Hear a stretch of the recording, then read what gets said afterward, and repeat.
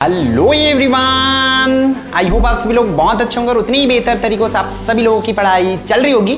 तो आज की इस क्लास में हम क्या देखने वाले भाई, आपके क्लास 9th मैथ्स की अध्याय 5 में सबसे पहला ये वीडियो, मतलब बेसिक चीजें हमें बहुत ज्यादा अच्छे से करना पड़ेगा।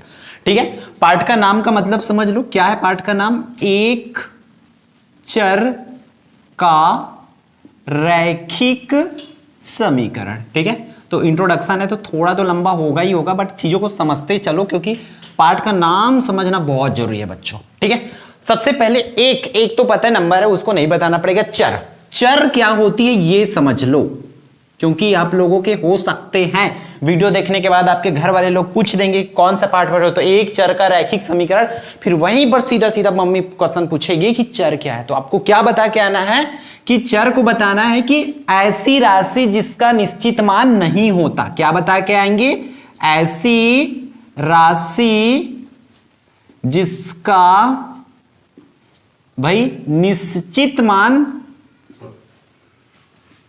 मान नहीं होता है, याद रखना, ये बता के आएंगे। फिर बोलेंगे कैसे भी, ऐसा कौन सा राशि जिसका निश्चित मान नहीं होता है? पूछेंगे ही ना पूछेंगे, क्योंकि एक चर बताओगे जिसका निश्चित मान नहीं होता तो पूछेंगे क्या ऐसा है जिसका निश्चित मान नहीं होता, तब बता के आना है एक्स वाई जेड। बोलना मम्मी एक्स वाई जेड एक हर मान जो है निश्चित नहीं हुए, हर एक प्रश्न में एक्स के मान अलग आते, वाई के मान अलग आते और जेड के मान अलग अलग आते, फिक्स मान नहीं है ना उसका। ऐसी राशि जिसका निश्चित मान नहीं होता। चर मतलब चलते रहता है, चलते रहेगा मतलब बदलते रहेगा। ठीक है, तो बताना है ऐसी राशि जिसका निश्चित मान नहीं होता, उसे ही हम लोग चर राशि कहते हैं। और अचर भी पूछ दे इसी में, अचर। ठीक है, तो क्या बताएंगे?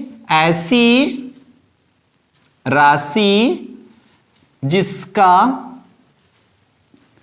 निश्चित मान होता है, ठीक है, उसे क्या कहते हैं हम लोग? जिसका निश्चित मान होता है उसे अचर। अचर नाम से स्पष्ट है, अचर मतलब वो चलता नहीं है, चलता नहीं मतलब बदलता नहीं है। जैसे कि 1 2 3 4 ये जो हमारी नंबर्स है, जो गिनती है, वही क्या होती है? अचर राशि होती। क्यों? फिक्स है ना भाई। आपको अगर अब मम्मी को बोलोगे एक रोटी देना मम्मी, तो वो एक ही रोटी देंगे आपको। 2 रोटी बोलेंगे तो 2 ही रोटी देंगे। हालांकि वो प्यार में 1-2 रोटी ज्यादा दे देते हैं, वो अलग बात होती है, लेकिन फिक्स अगर 2 बोलेंगे 2 ही, 3 बोलेंगे तो 3 ही तो देंगे ना।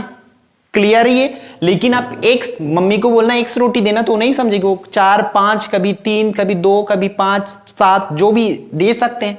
तो चर और अचर राशि ये होती है। अब बात आती है किसका भाई? रैखिक समीकरण है, तो उस रैखिक समीकरण का मतलब समझते हुए चलते हैं। रैखिक समीकरण, तो रैखिक समीकरण किसको बोलेंगे भाई? सिंपल सा फंडा है, एकदम दिमाग में बिठा के रखना, क्योंकि अगले क्लास में फिर से ये आने वाला है, इसका पुनर्जन्म होने वाला है। रैखिक समीकरण बच्चों हम लोग बोलेंगे इस तरीके से लिखेंगे, अगर इसकी परिभाषा की बात करें तो ऐसी समीकरण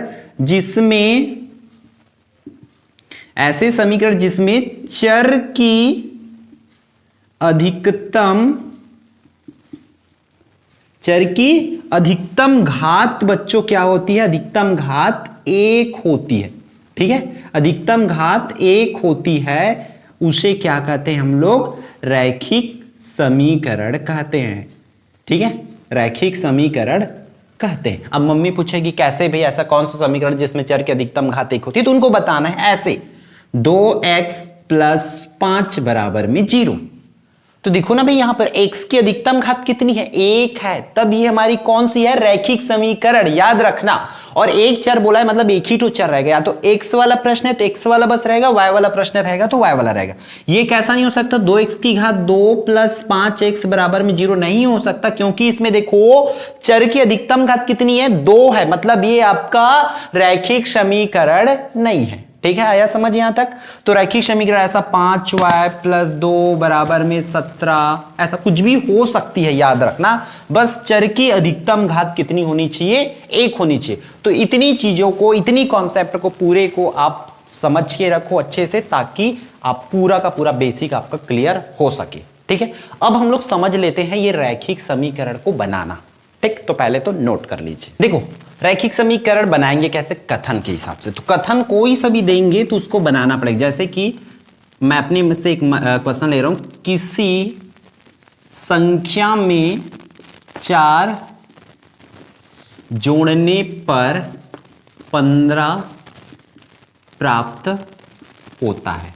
ये कथन है, इसको समीकरण के रूप में दर्शाना है। किसी संख्या में 4 जोड़ने पर, ठीक है, जब हम किसी संख्या में 4 जोड़ते हैं तब ये है 15 भाई, 15 प्राप्त होता है। चलो देखते हैं भाई, इसको करके समझते हैं कैसे होगा। तो देखो इसको बनाना कैसे, समीकरण बनाना है तो पूरी पैटर्न फॉलो करेंगे, 2 मार्क्स में आना है। माना कि वह संख्या x है, ऐसा हमने उस संख्या को क्या मान लिया, x मान लिया।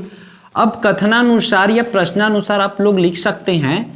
देखो कथन में क्या बोला गया है कि किसी संख्या में, वो संख्या x है, तो x में ही क्या करूंगा मैं, 4 जोड़ दूंगा। देखो लिखा है ना, 4 जोड़ने पर उत्तर कितना आएगा, बोल रहे हैं 15। तो इस तरीके से 15 लिखेंगे, ये हो जाएगा आपका फाइनल आंसर। आया यहां तक? ऐसे ही करना। कथन कुछ भी हो सकता है। यहां पर अगर बच्चों आप लोगों को घटाने बोल दिया जाए तो घटा देना है सिंपल से। गुणा करने बोल देंगे तो मान के चलो कुछ और है, ऐसा ले लेता हूं, किसी संख्या के 5 गुने में 10 घटाने पर 150 प्राप्त होता है। ऐसा कुछ भी कथन है, मान के चलो। आपको जैसा भी कंडीशन दे आपको समझना पड़ेगा, ठीक है। आपको सबसे पहले तो संख्या मानना पड़ेगा। माना कि वह संख्या क्या है, सबसे पहले मैं मान लेता हूं वह संख्या x है, ठीक है। अब प्रश्नानुसार लिखना है। प्रश्न में क्या बोला गया है उस चीजों को मेंशन करना होगा, दर्शाना पड़ेगा। प्रश्न में बोला गया बच्चों कि उस संख्या के 5 गुना में, मतलब 5x हो जाएगा। 4 गुना बोलते तो 4x, 3 गुना बोलते तो 3x लिखते। उसमें क्या करना है, 10 घटाना है, तो मैं ऋण का चिन्ह लगाऊंगा, तब उत्तर कितना आएगा, बोल रहा है 150। ये हो गया आपका आंसर। इतना चीजें करना है बस, सिंपल से। यही चीज आपके क्लास 10th में भी आती है और इस क्लास में भी आना है।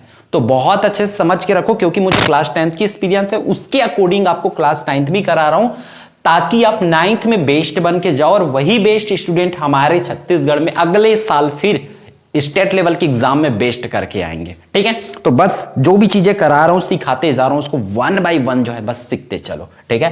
तो इस तरीके से क्वेश्चंस आएंगे, कंडीशन बदल जाएंगे, बट आपको बनाना ऐसे ही। जोड़ने बोलेंगे तो जोड़ना है, घटाने बोलेंगे तो घटाना है, गुणा करने बोल दिए बच्चों तो गुणा करना है, ठीक है। चलो तो अब जो है हम लोग समीकरण हल करना सीखते हैं। तो समीकरण हल करना ना, जो भी बच्चे अगर 7th क्लास में, 8th क्लास में सीख रखे होंगे तो 9th क्लास बहुत ईजी होगा, क्योंकि 7वीं और 8वीं के प्रश्न को ही फिर से 9वीं में डाला गया है। क्योंकि मैं पढ़ा रहा हूं छोटे बच्चों को तो मुझे पता है, ठीक है।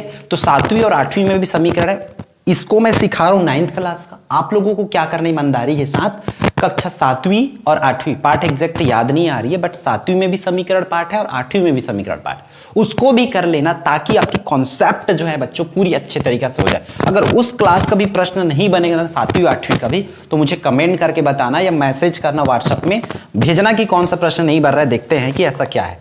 डेफिनेटली बन जाएगा, उस लेवल का आपको सिखा रहे हैं। देखो अब हम आ जाते हैं किस पर, प्रश्न वाली 5.1 पर, ठीक है। 5.1 पर मूव ऑन करते हैं, आगे बढ़ते हैं, जिसमें मैं प्रश्न पहला को छोड़ रहा हूं, उसमें समीकरण बनाना है, आप लोग करके देखेंगे। सीधा सीधा दूसरा प्रश्न जो समीकरण हल करने वाला वो सिखाते चल रहा हूं। समीकरण, पहला समीकरण दिया है, प्रश्न दूसरा का पहला जो है क्या दिया है बच्चों आप लोगों को, 5x + 2 = 17, और इस x का मान याद करना। बहुत ध्यान से देखो इसको, अगर ये बन गया तो बहुत चीज 7वीं का आधा प्रश्न बन जाएगा। देखो करना है कि हमें x का मान निकालना है, इसलिए सबसे पहले इस 2 को भेज देंगे। तो देखो 2 कामा है भाई प्लस में है, तो वो 2 आ ही कामा माइनस में। आया क्लियर यहां तक? अब 5x = 17 में 2 जाएगा तो 15 बाकी रहेगा, ठीक है। x का मान निकालना है तो इस 5 को भेज दो, तो 5 जो है हमेशा अगर चिपका रहेगा, ऐसे बीच में कोई चिन्ह नहीं है, चिपका हुआ है, मतलब वो जाएगा नीचे में 15 में ऐसे। अब अगर कटता है तो कटा दो, नहीं कटता है तो वही आंसर है आपका। कटेगा क्या, हाँ भाई 5 × 1 = 5 और 5 दिया 15, तो x का मान कितना हो जाएगा, 15 हो जाएगा। इस तरीके से ये पहला प्रश्न का हुआ। आप इसी तरीके से हर एक प्रश्न को करके देख सकते हैं। अगले प्रश्न पे चलते हैं, आप लोग बुक ओपन करके रखेंगे। अगला प्रश्न है 5p प्लस में 1 बराबर में 24। अब देखो भाई इस प्रश्न में भी क्या करेंगे, पहले तो 1 को भेजेंगे उधर, फेंक दो 1 को, तो किस में जाएगा बेचारा, प्लस में 1 है तो वो बन के जाएगा -1 ऐसा। और 5p बराबर 24 में 1 जाएगा तो ये हो जाएगा बेचारा 23। अब अपन को p का मान चाहिए तो 23, और मैं क्या सिखाया हूं अभी, जो भी चिपका रहेगा वो जाएगा नीचे, तो वो चला जाएगा 5 आपका ऐसे नीचे में। क्लियर है यहां तक का? ठीक, अब बढ़ते हैं आगे प्रश्नों पर। ठीक, कुछ इससे बड़ा क्वेश्चन देख लेते हैं, जैसे कि अगला स्क्रीन पर आ ही गया है थर्ड क्वेश्चन। सब अलग अलग है इसलिए बता रहा हूं, क्योंकि मैं ज्यादातर बताता नहीं हूं, वो आप लोगों को अच्छे से पता है, क्योंकि मैं अपने बच्चों को कभी आलसी बनाऊंगा नहीं। ठीक, बराबर 17x - 9 - 1, ये। अब देखो यहां तक, अब यहां पर जो जुड़ेगा उसको जोड़ दो, घटेगा उसको घटा दो, बाद में फिर x को एक साइड और नंबर को एक साइड करना, यही कॉन्सेप्ट होती है।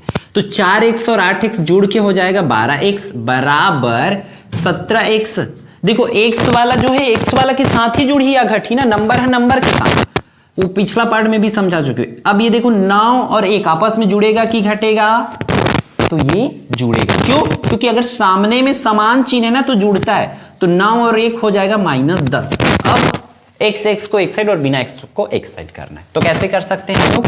देखो मैं क्या कर सकता हूं, 12 को उधर भेज दूंगा, 10 को इधर लाऊंगा, 10 इधर आएगा तो +10 बन के जाएगा, और 12 को उधर भेजूंगा तो -12x बन के जाएगा। तो 10 बराबर में 17x में 12x जाएगा तो 5x।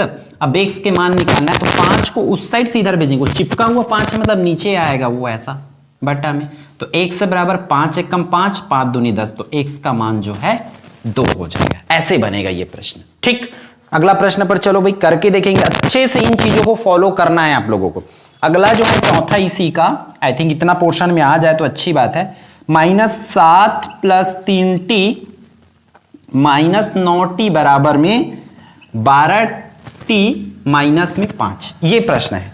इसको देखो करके क्या करना है, सबसे पहले जो जुड़ता है उसको जोड़ दो, घटता है उसको घटा दो, फिर टी वाले को एक साइड, बिना टी वाले को एक साइड, इतना सा काम है। तो देखो ये -7 बेचारा अकेला रहेगा, और ये दोनों आपस में टी वाला 2 जट्ठो है, तो ये दोनों जुड़ेगा कि घटेगा? तो 3t के सामने में प्लस है और 9t के सामने में माइनस है, अलग अलग चिन्ह है ना, तो अलग अलग चिन्ह मतलब ये घट जाही और -6t बाकी रही। माइनस में काबर की बड़े नंबर के सामने में माइनस लिखा हुआ है। क्लियर? बराबर, अब यहां पर ये तो कुछ नहीं हो सकता, 12t का मैं 12t लिखूंगा, क्यों? इसको क्यों नहीं घटा रहे भैया? तो इसको इसलिए नहीं घटा रहा है क्योंकि ये t वाला है और वो नंबर है अकेला, बिना t वाला है, इसलिए वो नहीं घटेगा। t वाला रहता तो घट जाता। अब यहां से t वाले को एक साइड और बिना t वाले को एक साइड करेंगे, तो -6t को इधर ही रोकता हूं और 12 को इधर लाऊंगा तो वो बन के आएगा -12t।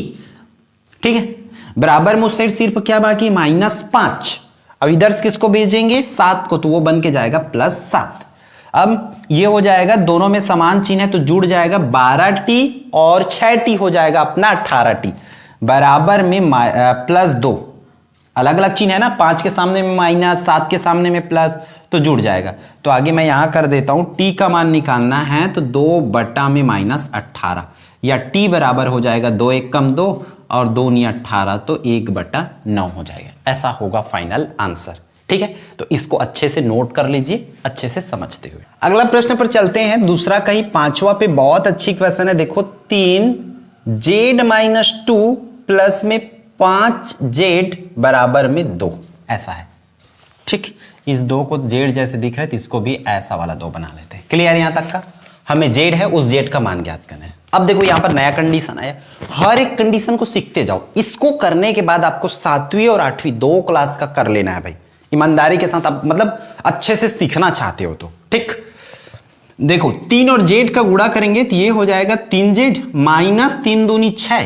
कैसे किया हूं, 3 और z के गुणा तो 3z, माइनस है तो माइनस, तो 3 के पहाड़ा 2 बार पढ़ना है तो 3 दूनी 6, प्लस है तो प्लस, 5z बराबर में 2 के 2 आया यहां तक। अब जो जुड़ेगा उसको जोड़ दो, घटेगा उसको घटा दो, तो हाँ भाई z वाला 2 बार है, मतलब ये दोनों जुड़ जाएगा। 5z और 3z टोटल 8z - 6 बराबर में 2। अब z का मान चाहिए, इसलिए इस 6 को भेजेंगे तो वो +6 बन के जाएगा, -6 है तो। अब 8z बराबर में ये 8, अब z का मान चाहिए तो 8 बटा में 8, ये चिपका हुआ मतलब नीचे में गया, तो कट के 8 × 8, 8 × 8, तो z के मान 1 आ जाए। ठीक आया। अगला जो है आई थिंक लास्ट प्रश्न जो है आपका VI, क्या दे रखे हैं आप लोगों को, देखो -2 प्लस एक्स प्लस में 4 बराबर में 8। हर एक प्रश्न हमें नया कंडीशन सिखा के जा रहा है, इसलिए चीजों को समझते चलो कि हो क्या रहा है, उसको हर एक प्रश्नों में फिर अप्लाई करना है। देखो -2 प्लस, अब यहां पर कोई नंबर नहीं है, नंबर रहता तो उसका गुणा करते, लेकिन नंबर तो है नहीं, तो प्लस है तो जस के तस ओपन होगा, x प्लस 4 बराबर में 8x, ऐसा। ठीक, अब इधर देखो जो जुड़ेगा उसको जोड़ दो, घटेगा उसको घटा दो, तो ऐसा क्या होगा, x का x बाकी रहेगा और +2 बाकी रहेगा, ये दोनों आपस में घट जाएगा, 4 में 2 जाएगा तो +2 बाकी रहेगा क्योंकि बड़ा नंबर प्लस में, और घटाए का बरहन थी ये है माइनस में और ये वाला प्लस में, वो खसे थी। ठीक, 8x। अब x का मान ज्ञात करना है हमें, तो x का मान ज्ञात करना है, 2 को यहीं रहने दो, उस x को भेज दो, तो 8x माइनस x, अब तो ये हो जाएगा 7x बराबर में 2, तो x बराबर फाइनल जो है आपका कितना हो जाएगा, 2/7, वो 7 जो है इधर आ जाएगा। ठीक है, ऐसा करना है आप लोगों को। ठीक, अब बढ़ते हैं प्रश्न क्रमांक 4 में, सीधा सीधा चौथा पे चलते हैं। तीसरा को भी अभी छोड़ के रखते हैं कुछ टाइम के लिए हम, क्योंकि समीकरण हल कर रहे हैं तो वो रिदम जो पकड़े हैं ना हल करने वाला, उस चीज को। तो चौथा का पहला देखो, मैं थोड़ा सा भी बनाऊंगा तो आप आराम से बना लोगे, आपको खुद लगेगा कि हाँ हमसे बन जाएगा। 4 - m बराबर में 8, 3m प्लस में 5। देखो करना क्या है, कॉन्सेप्ट समझो। सबसे पहले ब्रैकेट ओपन करना होता है, तो 6 प्लस में 4 माइनस m है, तो ब्रैकेट ओपन करेंगे तो बाहर में प्लस है, जस के तस 4 माइनस में m बराबर में, यहां नंबर है तो नंबर का गुणा होगा, 8 तियां 24m प्लस में 8 पंचे 40, ऐसा। यहां तक आया। अब क्या करना है, जो जो जुड़ेगा उसको जोड़ दो, घटेगा उसको घटा दो। ठीक है, तो ये 6 और 4 जुड़ के 10 माइनस में m बराबर में 24m प्लस में 40। ये दोनों तो नहीं जुड़ेगा, क्यों भाई, एक m वाला और एक बिना m वाला, इसलिए अब m को एक साइड और बिना m को एक साइड करो, तो 10 40 को इधर लाऊंगा तो बेचारा बन के आएगा -40, 24m और इस -m को भेज देंगे तो +m बन के जाएगा। ठीक है, 40 में 10 घट जाएगा तो -30 बराबर में ये हो जाएगा 25m। अपन को m का मान चाहिए तो -30 के नीचे में कौन आ जाएगा, 25, क्योंकि चिपका हुआ है, मतलब वो आएगा कहां पर, नीचे में। अब चाहो तो इसी को आंसर लिख सकते हो या कटाना कटा दो, 5 पंचे 25, 5 छक्के 30, तो -6/5m, ये हो जाएगा इसका आंसर। इस तरीके से करना होगा। ये रहा आपका चौथा का प्रश्न, चौथा का पहला क्वेश्चन। ठीक है, तो इसी तरीके से बनाना है। ठीक, फिर इसके चौथा का अपन चलते हैं कौन से, दूसरा पे। ठीक है, बुक ओपन करके रखेंगे, 2k-5 प्लस 3k बराबर में k प्लस में 6। तो ब्रैकेट वाला मींस ब्रैकेट ओपन करना पड़ेगा, तो कैसे होगा, 2 और k का गुणा करेंगे तो 2k माइनस 2 पंचे 10 प्लस में 3k बराबर में k प्लस में 6। अब जो जो जुड़ेगा उसको जोड़ दो, घटेगा उसको घटा दो, तो 2k और 3k दो ठो है, मतलब ये आपस में जुड़ेगा या घटेगा उसको चेक करना है, तो ये भी प्लस में ये भी प्लस में, मतलब 5k माइनस 10 बराबर में k प्लस में 6। ठीक है, k को इस साइड लाएंगे तो ये हो जाएगा 5k माइनस में k बराबर में 6 प्लस 10 बन के जाएगा। कैसे कैसे हो रहा है भाई, जल्दी जल्दी कर रहा हूं, मतलब समझते चलना। -10 को भेजेंगे तो +10 बन के जाएगा, बस इतना सा हुआ, कुछ जल्दी नहीं है यहां पर, समझो। अब 5k में 1k जाएगा तो 4k, और 10 और 6 हो जाएगा 16। अब k के मान ज्ञात करना है तो 16/4, क्योंकि चिपका हुआ है मतलब हो जाएगा नीचे। अब नेक्स्ट स्टेप में कैसा होगा, k का मान चाहिए हमें तो 4 1 कम 4, 4 चौक 16, तो k का मान कितना होगा, 4 होगा। ऐसे आप लोगों को डील आउट करना होगा। ठीक, अगला इस पर चलते हैं, अगला प्रश्न पे। बहुत इजी क्वेश्चंस को इसमें कराऊंगा, और जो अपॉन वाला क्वेश्चन है ना उसको तो मैं नेक्स्ट वीडियो में कराऊंगा भाई। ठीक है, थोड़ा सा बड़ा क्वेश्चन है, उसके लिए आपको सबसे पहले, इससे पहले मतलब इतना तक कराने से के बाद आप 7वीं क्लास के क्वेश्चन को निपट के आ जाओ, उसके बाद मैं आपको बड़ा क्वेश्चन करा रहा हूं। ठीक, देखो अगला 5p प्लस में 4, 3 माइनस 2p बराबर में 2 प्लस में p माइनस 10, ऐसा दे रखे। ठीक, इसको डील कर लो। आई थिंक यही लास्ट प्रश्न है अपॉन वाले में, नॉर्मल क्वेश्चन में, फिर पूरा का पूरा अपॉन में है। तो अपॉन वाले क्वेश्चन जो मैं नेक्स्ट वीडियो में सिखाने वाला हूं भाई, इस वीडियो में बस इस तरीके से नॉर्मल क्वेश्चंस। ठीक है, तो ये लास्ट क्वेश्चन है, तो बस इसको ध्यान से देखते चलो। हाँ, क्या करेंगे, सबसे पहले 5p प्लस इस 4 के अंदर गुणा करूंगा तो 4 तियां 12 माइनस 4 दूनी 8p बराबर में 2 प्लस p माइनस 10 हो गया। ब्रैकेट ओपन करो। अब जो जो जुड़ेगा उसको जोड़ दो, घटेगा उसको घटा दो भाई, सिंपल सा। कैसे होगा, 5p में 8p, देखो अलग अलग चिन्ह है, 5p है और इधर माइनस में, मतलब ये क्या हो जाएगा 12 माइनस में 3p बाकी रहेगा, और यहां पर p माइनस में ये दोनों घटेगा, 10 में 2 घट जाए क्योंकि ये प्लस में है 2 और 10 माइनस में, अलग अलग चिन्ह होने की वजह से ये भी घट जाएगा, ऐसा p माइनस 8। अब p को एक साइड और बिना p को एक साइड करो, तो मैं क्या करता हूं, हम ऐसा करते हैं 12 को इधर ही रहने दो, 12 को यहीं रहने देता हूं, उधर से 8 को लाऊंगा तो -8 है तो +8 बन के जाएगा, p सिर्फ p बाकी रहेगा, इधर से 3p को उस साइड भेज देंगे तो -3 है तो वो क्या बन के जाएगा +3, ठीक है ऐसा। अब 12 और 8 आपका हो जाएगा 20, 3p और 1p भेज के टोटल 4p बन जाएगी।